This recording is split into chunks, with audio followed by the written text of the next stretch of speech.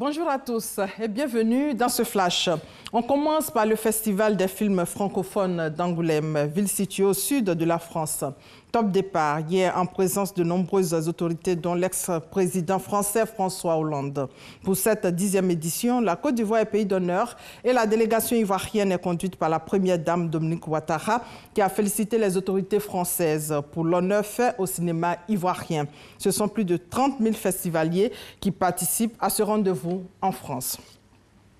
Des rumeurs faisant état de carburants toxiques sur le marché africain en général avaient affolé les utilisateurs et usagers de la route. La société ivoirienne de raffinage, la CIR, qui a le monopole de la distribution des produits pétroliers sur le marché ivoirien, dément cette information. C'était au cours d'une conférence de presse hier. La société rassure les consommateurs sur la qualité de ces produits qui respectent les normes en vigueur. On fait le point avec Adama Kone. Face à des informations circulant sur la toxicité du carburant produit en Côte d'Ivoire, la société ivoirienne de raffinage CIR monte au créneau pour porter le démenti sur la mauvaise qualité du carburant ivoirien. On considère que la Côte d'Ivoire n'est pas concernée par ces produits toxiques. Pourquoi? Parce que les produits qui sont mis à disposition des distributeurs, des stations-service et donc finalement des clients passent à travers les installations de la CIR et la CIR maîtrise un processus de qualité qui fait que nos produits ne contiennent pas tout d'abord des produits toxiques d'origine inconnue et secondement sont toujours conformes aux spécifications de l'administration qui nous demande de respecter un certain nombre de normes au minimum. La CIR soutient ne pas comprendre les motivations des auteurs des fausses informations. Surtout qu'elle s'appuie sur un rapport datant de septembre 2016 comportant bien d'insuffisances. Les usagers de la route, pour leur part, restent confiants. En tout cas, depuis on prend le carburant ici, on n'a pas de problème. On n'a pas de problème avec les véhicules. Oui, je pense que le carburant, aujourd'hui, c'est bon. En termes de qualité, c'est la meilleure qualité puisque la société qui fait le contrôle qualité, chaque fois quand ils passent ici pour le contrôle qualité, en tout cas, c'est RAS. Toutefois, ils ont une autre préoccupation. Dans les stations, on a des odeurs de carburant.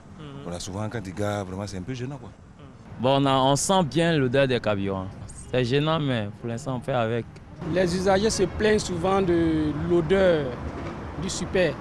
Ça dégage une forte odeur. La société ivoirienne de raffinage tient à rassurer encore une fois.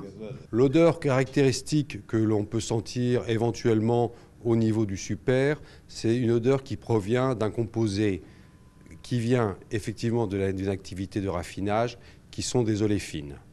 Une partie de notre fabrication inclut des composants oléfiniques, mais qui ne sont pas plus nocifs, je dirais, que d'autres composants. C'est un composant classique des mélanges d'essence que la présence de ces oléfines.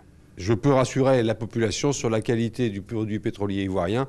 Aujourd'hui, la raffinerie concentre ses efforts sur les dispositions visant la réduction de l'impact environnemental des produits raffinés dans l'achat d'un nouveau catalyseur.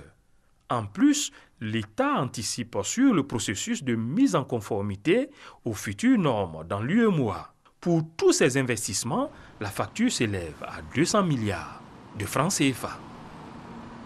Et toujours dans le domaine de l'économie, le secrétaire d'État au budget et au portefeuille de l'État, Moussa Sanogo, a entrepris une série de visites de travail dans les administrations sous sa tutelle. Première escale, l'administration des douanes pour voir les réalités sur le terrain et encourager les agents de la régie financière à plus d'engagement.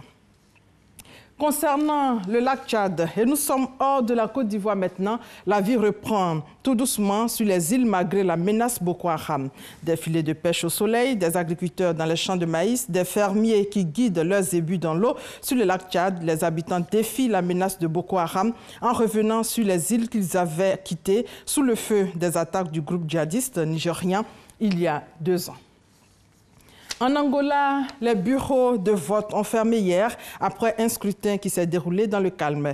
Le dépouillement est en cours. Les premiers résultats devraient être annoncés vendredi. Toutefois, l'UNITA a dénoncé des fraudes Face aux accusations de fraude de l'UNITA, donc, la commission électorale a indiqué n'avoir relevé aucun incident notable. Ce sont plus de 9 millions d'Angolais qui ont été appelés aux urnes mercredi sur toute l'étendue du territoire.